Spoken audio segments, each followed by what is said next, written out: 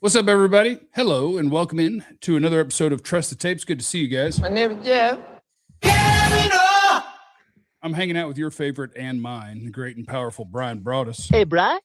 And we together are the Trust the Tape episode where if we've got one rule around here, it's that if something quacks, we do indeed feed it. When the ducks quack, feed them. How you doing, Bryan? Doing great, Jeffrey. I knew you were going to get that involved some way, somehow. I had to turn that one around as fast as I could. As soon as it happened, I was like, all right, I got to go figure out. I forgot how do I pull audio? I forgot. So I just asked our producer, John. I was like, I need the quack thing. He's like, I got you, buddy. So we're all squared away. Thanks to everybody who's in here before the show even starts. Thanks for hitting the like button. Big business is in here, making sure that people do hit the like button before the show starts. Thank you. Appreciate that. Out. Yeah. That's good looking out. How you doing, brother? I'm doing good. Are you asking about big business or are you asking about me? I'm both of you, but I just want to see how both of you are doing. I'm doing well, man. It's funny. Now we're inside. We're inside April, and so now we're getting closer to this thing being, kicking this draft thing off. So all the back and forth and the gnashing of teeth and wringing of hands and why would you do this and why wouldn't you do that, man? They're about to put all this to a test and a rest. At the end of this month. So, the calendar being it's changed. This is the time that you're glad the pro days are over. And now we get to start really building a board for these football teams. Fun times for everybody ahead. Now all the Jermod McCoy mock drafts to Dallas that were just give-ups by people, now they actually make sense.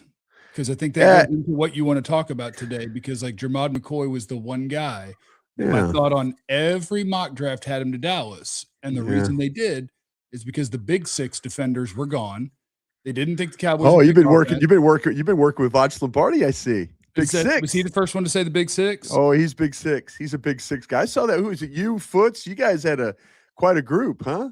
Oh, yeah. I crushed them. Sky was a biased judge, and obviously it's a world where we talk about these things a lot. It was very fake scoring. Sky's a good judge to have. I tried to concede to Vach, but then they made me continue one-on-one, and I crushed him. Him. Very good. I was like, Vach won, and that's just how it went. And they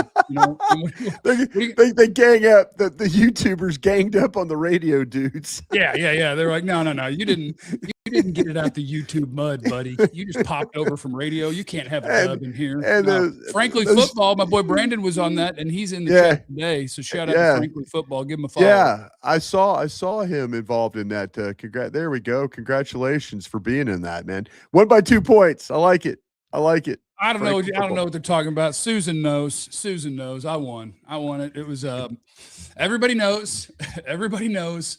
My answers were the best answers. Many people have told me that I won. Many have told me, and so it's hard, man.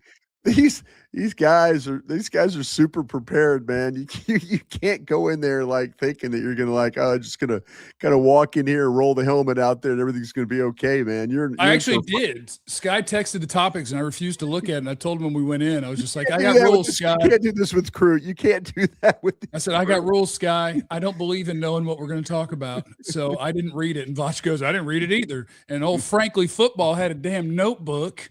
And every question, he's like, ahem, and then started just ripping off his prep work. That's cheap. No, but hey, it's a real privilege to get to work with the guys and gals that we do that do this the work. Most of them are stars on that YouTube stuff, and are about to be stars in other platforms as well. Good takes on a lot of those guys. Now, somebody in the chat said that they got a T-shirt. They said, Bryan, they needed to let you know that they got an NFL as a strange lady T-shirt. How about this? Thank you, Jeffrey. I appreciate it. I actually have one in my lap. This is yours. I was going to show you your T-shirt. For years, I always had the tagline, like Dallas would win a game on a watermelon kick against Atlanta. And someone would go, well, how? I go, the NFL is a strange lady. Yeah. And so forever, some people ask me, hey, put that on a T-shirt. Put that on something. And I'm like, yeah, sure. I'll put it on a T-shirt. Yeah, I'll put it on a T-shirt. Well, Jeffrey, we finally put it on a T-shirt. So okay. Now you made sure not to use like the logo, right? Because technically No, the NFL is just 3 letters. I'm just putting 3 letters on a it shirt. is, but I think they trademarked the 3 letters. It's just 3 letters. But hey, it's a 1 month run here. We're gonna see how we're gonna do. But let me show you what I got for you here. I'm gonna have to put my mic over on the other side. Yeah, hit me with it. Let me see the NFL is a strange lady T-shirt. I got to come up with merch. Oh yeah. You get the Crown Global on there, and that's almost, is that like a Stranger Things bit with the way Strange is written? It's a little bit in that line. We're just trying to break all the laws, is what we're trying to do. But no. I would say that's a Stranger Things vibe. Yeah. Like, no, so I don't watch the show. I don't watch the show myself, but yeah, William Boykins, who I did a lot of work with the Cowboys, comes up. He came up with the logo for the stack and the crown and all that stuff. And William, very talented from was with him with DallasCowboys.com for a long time. And he came up with the design and all that with the blue and the pink and all that. So it's kind of cool. But if you want one of those, if you're so inclined, I'd love to send you one. It would be at crownglobalmedia.com. You just go on. We have our merch page and check it out. And if you want to grab you one, we got hoodies too that are actually cool. So yeah, I know we're getting out of hoodie season.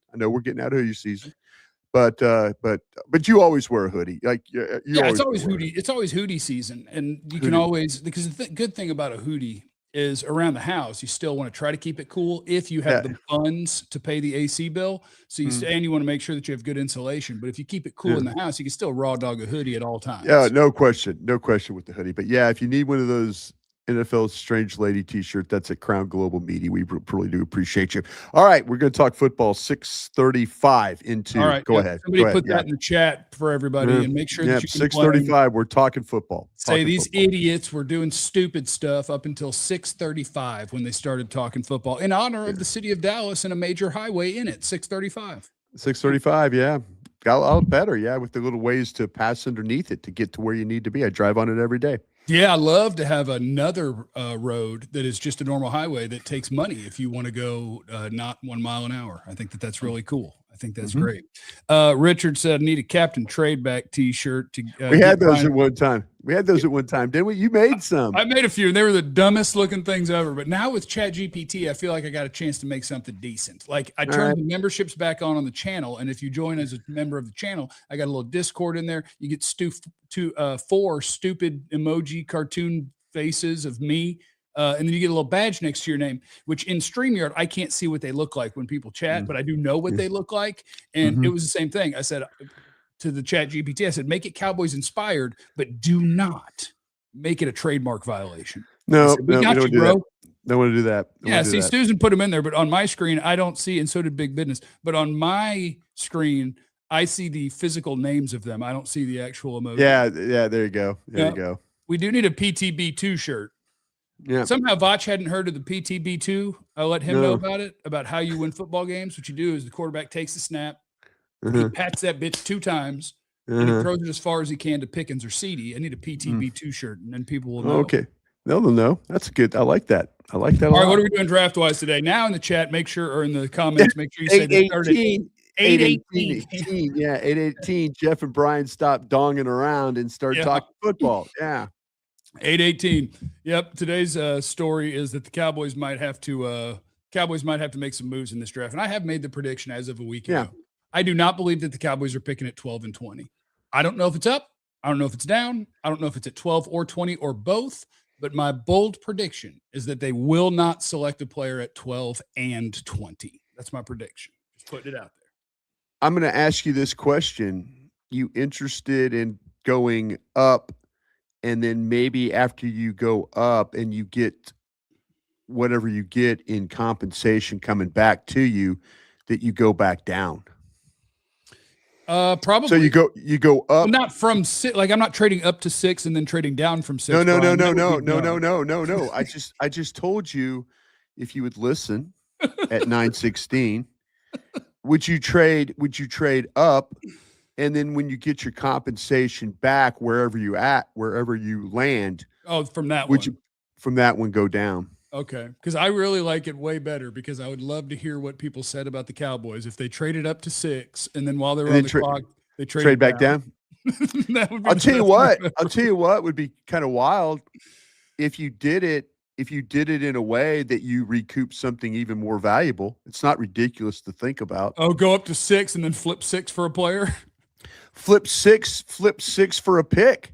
Go up there 6 and then go to 8 and pick up another pick or something like that, or like a second round pick or something, or maybe next year's one. Okay, I need to figure out if the math on that would ever work out. Oh You no, go it's up, you go could down. do. Yeah, you could go up. Say if you went all the way to, say you went up to what, Arizona at 3, then went down a couple, you could pick up some pretty significant trade stuff from that. Okay, I don't know why I've never considered. It doesn't make any sense in my mind that you go up, don't pick a player, and go back down. But damn it, now I'm in. I want to go up and then trade down over and over again. See what happens. Yeah. The 49ers did that in a draft. I think it was 1986. But it ended up being the draft that got them all their Hall of Fame players. Let's go get those guys. They kept going back. Bill Walsh kept going back in the draft. He just wouldn't pick. And then finally he picked, but he had accumulated this massive amounts of picks, and then he hit on every single one of them. It was a wild draft. I mean, it's one of the legendary drafts. The Cowboys need to have a draft of some good hits. I think they got to go up. Listen, if you're really concerned about the defensive players, you need to consider going up in this draft. You'd listen. I don't think Dallas. Okay, I'm going to say this again because I said it to you 3 weeks ago. Okay, I don't think they're drafting McCoy. I really don't. Okay. I don't think they're drafting McCoy. If they're not drafting McCoy and he is available at 12, that means that their options at 12 are going to be wonky. If he's not, that's what I'm saying. 11, that's what I'm saying. I mean, am I taking Messidor or Thieneman here at 12? And I'm going to be like, we don't need to do all that. See, what's funny about Thieneman is we all thought about Thieneman at 20 or beyond was a really, really good pick. Now we're talking about him at 12. Yeah, and I think Messidor is the same way. Like, it's a guy that at 20 you'd be like, man, that's a nice pick. And it's like, wait, but if I get blown out of the water on these defensive guys, do I have to pick at 12? They're probably, if that happens, they're going to take somebody that media scouts are not enamored with.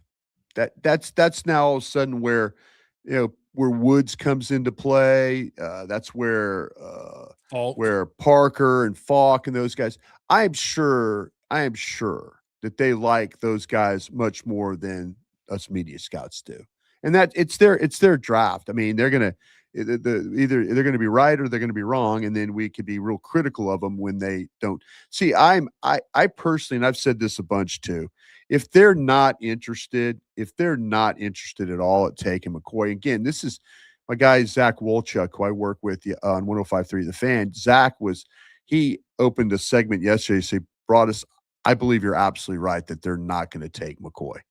And I'm like, okay, well, like I want to believe that they would consider, but he goes, no, I'm starting to hear they are not taking McCoy. And maybe they're trying to throw somebody off on that. I don't know. I would, I would like to believe that they would take McCoy, but there's a side of me that if they don't, and I've said this on a couple different platforms, please let him get drafted before Dallas picks, so I don't have to lose my damn mind over that one. When they pick a defensive player and you're like, yeah, McCoy's better than that. If they were to take Peter Woods, and nothing against Peter Woods, or nothing against Parker or Falk or any of these guys, but just in my mind, I'm like going, you didn't take the best player.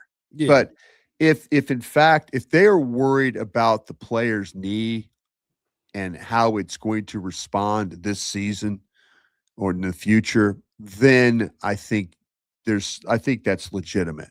If that's their discussion, because they've had some times where they've taken hurt player, and sometimes it's worked out, sometimes it hadn't worked out.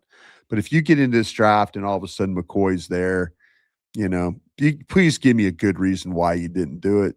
But I'm getting the vibe. I got the vibe 3 weeks ago they weren't going to take the guy. It's crazy. Zach Wolchuk yesterday was like, Broaddus, I'm starting to hear the same thing that you are. So we'll see. I could see it in terms of if you're just feeling, you just went through what you went through with Savone Revel, but if he wouldn't have got hurt again, Ravel got hurt again at camp. He got hurt. I mean, listen, I love the kid. I think he's going to have a better year. I think that, not having to deal with a brace and be able to work on his craft and be healthy and not have to worry about rehab in his rookie year and all that. They threw that kid in there with played, what did he play? 3 games in like 12 days, and his confidence got a little shot at the end. But listen, I think the kid is going to be better. If he wouldn't have had to fight another injury at training camp, I think his year would have been better. But I get it. They, if they want to do something else with McCoy, I get it. I mean, I don't like it, but listen, kid went out there and worked out and he did what he had to do. But if there's some doctors are telling you that the knee is not right or going to ever be right, then I can understand that. Yeah, like I'm not going to be the guy who's going to fight against your team doctor, right? I know nothing about it. No. I just, to me, it feels, I understand if you become risk averse because, like somebody said, no red shirts. Like the idea that a guy who's already 15 months off of an injury is going to be an NFL red shirt is insane to me. Like he's not. Well, there could be a situation where the teams don't feel like his rehab went particularly well at Tennessee. You think you think he's me Diggs and him, or I think you guys, you could throw Des Bryant in there too. You guys are all bad patients. Yeah, that's fair. Or have you heard that Jermon McCoy's a bad patient? Because that would be breaking news. No, I mean, no. I'm just saying though, if in fact that there's questions, there's trainers I talk to in the league that watch the 80% video. And by the way, we can't get any video out of Tennessee workout because the NFL is saying we're not going to allow this stuff anymore. Like the NFL does not allow you. They don't want these kids to be scrutinized at these workouts that way. No, so the NFL, but you saw the turn drill, but you didn't see the W drill and some of the other stuff. You would have loved to have seen the whole damn workout. Well, we got one of what I would consider the W. We got one of them, and it looked great. But I talked to a scout. Yeah, I talked to a scout that was there, and he said it was more fluid than it was explosive. Okay. And I'm thinking, okay, cool. That's how he characterized the workout. He goes, guy was more fluid than he was explosive. Okay. And I go, okay, fair. But this is another team. This isn't somebody from the Cowboys. This is a whole nother team that was at this workout that told me this. So I kind of feel like, though, to me, that there might be some questions of how his 12 to 14 to 16 month rehab really went. I think that's the questions that teams are probably asking right now. Yeah, if I have questions about that, then I'm with whatever team. Like, no, thank you. Like I don't get time to play. But around it limits what you could do. It limits what you could do at 12 now. It surely limits what you can do. I mean, you could sit there and there's going to be. I think there's going to be some questions about Bain and some of the things that he's kind of dealing with too. So yeah, I mean, I'm the same way. Bain, but this now my question is about Bain. What's the fastest anyone has ever put in a draft pick? That's my Ruben Bain question. You would have a hard time beating what I did in 1998. Wrote the name down before the draft started. If you go back and look at the draft, we had like 15 minutes on the clock. I took like 8 just to make sure the phone. I go, okay, the phone's not going to ring. Turn the card in. Let's go. We know who we want. But that's kind of. I'm with you on Bain, but I'm also in that mode now where I think if you want one of these defensive players to assure yourself to get the guy you want, if that guy in Cleveland is telling me that he's open for business, or one of those teams that are open for business ahead of me, I'm thinking about this, man. I'm thinking about this. If I could go get the defensive player that I want, sign me up for that. I don't know if I want to wait. I don't know if I want to wait and let the board come to me. I'm usually the let the board come to me guy. I don't know in this situation. If you're starting to eliminate McCoy because of potential the knee stuff, if you're going to, with the whole thing with Terrell, the corner from Clemson, he's inside my window of 15. Terrell, he's inside of. Yeah, Terrell McCoy. If you're inside, he's inside that window. But he ran 2 times. ran 4.63, 4.65. That's there you go. He didn't play that way, but is there a hamstring problem there? Is that something you're going to have to deal with going forward? I think he's a there's 4.7 guy at the combine, so I think we get to take him in the 3rd round. That's what I think. Yeah, that'd be nice. But that's kind of where, I mean, can you go up and get a Styles, or can you go up and get Downs, or can you go up and get Delane? I think you have to weigh that right now if you're the Dallas Cowboys. And I think you absolutely have to weigh that. Let me knock out these 2 super chats Okay. real quick. Brody's in here. He said, yesterday on the draft show, mock draft, when Dallas picked on 12 and 20, they had a couple options to trade back, and now I might want to trade both picks. I do think it's going to be there's a reasonable likelihood that if they don't go up to go get somebody, that by the time you get to 12, I'm hoping they have a ringing phone so that they can move back, and then and you just make a lot of things happen. I do think that one of the things that makes it a little bit wonky is I think maybe it's not, but I think, who do you want to be the guy that makes it to, if the number is 6 or if the number is 8, that you're targeting in that move up? Yeah, to me, it's Bain, it's Styles, it's Downs, it's Delane. I'm going to take one of those 4 guys is what I'm going to do. I'm going to take one of those 4 guys. Delane's the one that, just because I don't know if Reese is going to be there. I mean, listen, you could throw Reese in there, but every mock draft I've seen, and not that mock drafters are always right, some of them are very good at this, but it seems like that Reese is going to be gone. If I'll throw him in there, man. If he's there, absolutely I'm in there. But at least I've positioned myself in a way that I could get one of these guys and don't have to hope that one of those guys get to me. Makes sense? Yeah. And if Arvell Reese, I don't think it's impossible that Arvell Reese makes it to 6. Because all we go off of is mock drafts, and most that's all. The big name guys who put him out, I think that they are talking to people and they're going with what they think is going to happen. So it sounds like there's a decent chance that he's going 2 or 3, but all of the mocks seem to have Reese and Bailey as those top 2 rushers.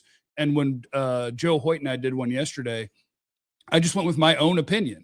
And I don't think it's crazy that an NFL team has the same opinion. Brian, who do you have as the top edge guy in this draft? It'd be Bain. Me because too.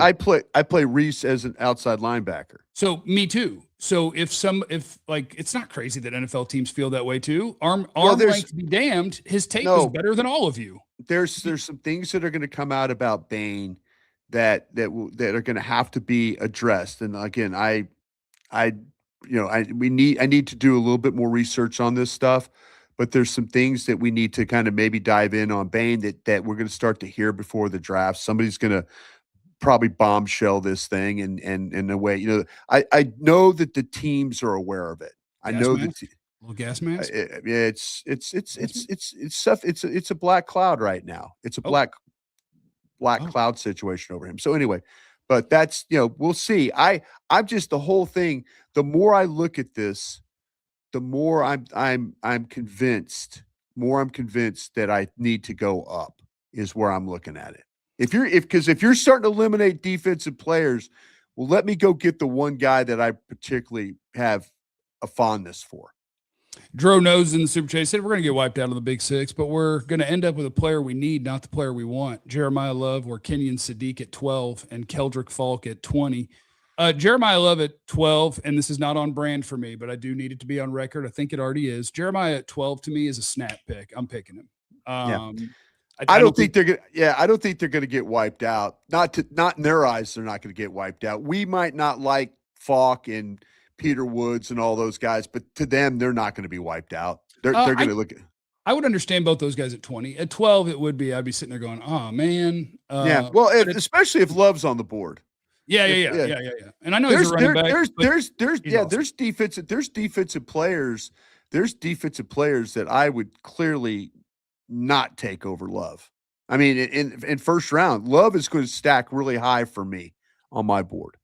He's technically number 2, but I should probably move it because my board should probably be where I would pick them and not just ordering the players without considering position value. But if I did consider the position value, like my stack says, I love what you've done though. Just put the players in the order you would take them, regardless of the position. Then I need to move Love because what I have is Styles, Love, Downs, Bain, Reese, Bailey, Delane as my top 7. But if I'm doing the order I would actually pick them, I need to drop Love below the top 6. I would probably, the order I would pick them, he's probably more 8 or 9 right behind Maui Noah, but still you get to 12. And to me, he would be a no-brainer. He's that good.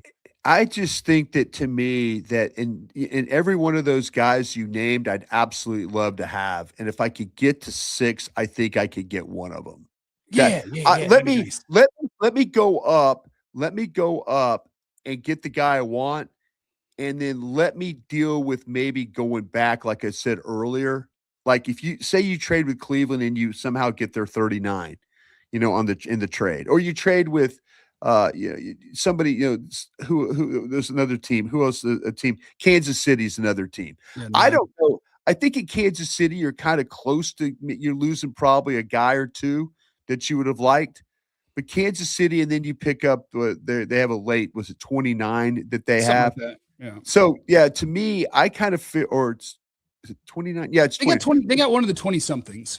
Yeah. I sometimes I get confused because Denver made a deal. They've given up they gave up that 30th pick. But anyway, they've got the 2 picks. So if you want to do that, to me, that's fine.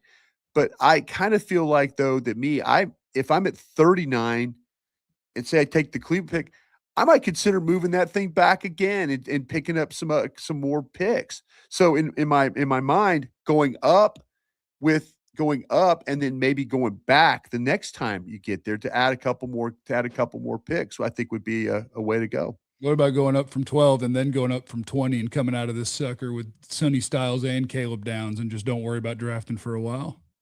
Just go up with both of them. There's some thought.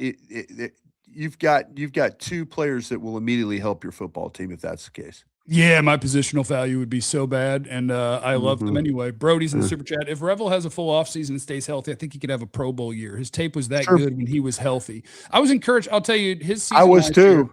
The first game that he got on the field, it was like Raiders snaps or something like that.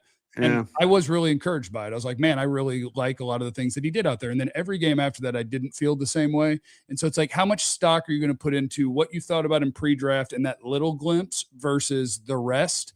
And to me, he's the one guy that if the optimistic thoughts come to fruition, if healthy, confident Revel is a quality NFL player next year, I think he's probably the guy who could be the biggest difference on this roster, depending on how he is. Yeah, and Donovan Ozarako could have a factor too. I mean, those are the two. If you're a Cowboy fan and you're looking at your team defensively, you hope that Donovan Ozarako is the guy that was at Boston College. I mean, he had a nice year. Felt like he could have had an even better year. Listen, this Aaron White-Cotton, highly touted defensive line coach, I think there's some guys that regressed with him playing for, I think there were some guys that kind of clearly went backwards with him. So listen, I'm hopeful. And that's on the players too. But I listen, that was a lot of, Aaron White-Cotton. Hell, Aaron White-Cotton was here 1 year and they were not very good on the defensive line. That is fair. Richard's in the super chat. He said if they're not going to sign Pickens, would wide receiver be an option at 12, then trade down at 20 and go defense? That is one of the things that I think they at least have to have those conversations. Yeah. Is depending on where you are with George Pickens internally, because my thought is they're not even going to engage. They're not even going to offer him anything. No. They're going to just tell him, we'll see you when you show up and you're playing on the tag. And if you're doing that because you know that the long-term agreement, the amount is not going to be something you're going to touch, you owe it to yourself. If the best player at 12 is a wide receiver, pick him and start talking about what that means for the rest of your roster. And good luck. Yeah. Good luck figuring out who the top receiver is, because every time you look at a mock draft, there's a different top receiver on someone's board. Yeah, and even mine, like I'm comfortable with the order that I have him in on tape, but I also acknowledge that it's real muddy. Like I think Jordan Tyson has the best tape. I do too. I do too. And there's questions about his health. Yeah. There's questions about, is he a guy? Listen, he's going to try and work out April 17th. Yeah. That is what 5 days? Was it 17th? No, 17th is a full 2 weeks away. Yeah, 2 weeks away. Or just how close is it to the draft? Oh yeah, a week before, give or take. Yeah, there you go. I mean, it's like a week before the draft. It's a week before the draft. This guy's going to put his hand on the line. Yeah. How about that? I mean, if you think that you need to, because right now the entire world, if you just go off of mock drafts, it's Carnell Tate, and Jordan Tyson is now a guy that's going in the 20s. And when all I had done is watched their film, I had Jordan Tyson wide receiver 1. You might not have if you feel like that Jordan Tyson is not going to work out well for everybody, you can maybe sit there at 20 and grab him if everybody's thinking exactly like, well, he's not healthy, he's not this, he's not that. Hell, he might slide to 20. He might be the guy that slides. Taha Ahmed Taha. Yeah. Taha says, what teams are you worried about jumping you at 12? And here's the thing. I'm not worried about anybody jumping you at 12 because I think the 3 teams in front of you are already all massive landmines. 9, 10, 11, Kansas City, Cincinnati, Miami. I think the odds are now Miami might not be because I think Kansas City. And I'll tell you that where Miami's going to be a problem for it. They're the trade back team. Yeah, because I think if they may pick O-line. John Eric Sullivan is in his first draft there at Miami. He came from Green Bay. Ted Thompson trained all those guys. He longtime Packer guy. I know John. I worked for his dad when I was at LSU. His dad was a receivers coach. Great guy. John Eric, I remember when he was a little baby. This is where I think a general manager, he's a scout in heart. What do scouts do? Give me picks, give me picks, give me picks. They don't think about team building. They think about give me picks because they just want to add numbers and add players. John Eric Sullivan knows he has a bad roster that's salary cap strapped. He's going to try and just blow that roster out and then add players. I would worry about Kansas City picking your players. I'd worry about the Bengals picking your players because they're in the same bad situation defensively as you are. And then I would worry about Miami. Give me picks, give me picks, give me picks. The teams are going to try and trade ahead. If there's a player sitting there for Dallas, teams are going to try and go to Miami to get ahead, especially a defensive player. Yeah. Dallas has got to be ready for their player. If they're going to sit there, they have got to be ready to pivot if something happens to their player and from like it did Ryan Shazier several years ago, and they ended up taking Zach Martin, the Johnny Manziel draft, I believe. Yeah, all of these work out really well, though. We need something to go terribly wrong for the Cowboys. Losing their guys tends to work out well for this team. Dirk's in the super chat. He said if they get stuck on the first without trades and end up with Messidor and Terrell. Happy with that? Think I would be. Be okay. I'd like the players you got. Messidor, I dream of him at 20. But if that's where you ended up stuck, I do think he becomes one of the top candidates for the guy that you do take at 12. On my board, I would flip him. I think I technically would too. I have Terrell as a first-round guy, and I have Messidor as a 2. I do too. Also, did he really run – like he ran a 4.6 something in real life at a pro day? He did. And then he didn't do any of the drills because of the hamstring. They said he ran 2 times, or one time he ran twice. Yeah. He shouldn't have done that. Yeah. If you get a hamstring, don't run like that, dude. Well, do run like that if that means that I can have. Well, let me tell you. I'll tell you exactly. I'll tell you what my times my guy had. Hold on just a second here, because I had somebody at that pro day too. I think you said what, 4.63 and a 4.6, 4.63, 4.68 the 2 times. Big Minister in the super chat. Just a good morning. Have a great Friday. Thank you both. BB, time to invite Jaffafa to a CGM show. What's CGM? Yeah. Crown Global Media. Oh, geez. Okay, yeah. I was thinking music for some reason. I'm like, what band is Bryan into that I'm not thinking of? I wasn't ready for the acronym. Creedence Clearwater Revival. Yeah, CCR. Also cross Canadian Ragweed. Yeah, that's awesome. All right, thank you, Bryan. Go do the rest of your day. I appreciate you. We appreciate everybody that's in the chat. We appreciate all the members of the channel, all the super chats. We appreciate all of you guys. Thank you, Bryan. Thank you, sir. Hey, Bryan. Right, remember, you have no idea what anyone's going through. Be cool to everybody. Respect the ducks. When the ducks quack, feed them. We love you. Big Ben has snuck one in. I really want Howell, the edge from Texas A&M, on this team. He's a dog. Watch the LSU film of him barking at that tackle. I love that attitude. Howell's a tough one. If you took him at 20, I'd be like, boy, there's some uncertainty, but you sure did get the guy that could maybe get after the quarterback real fast, and I want to get after the quarterback real fast.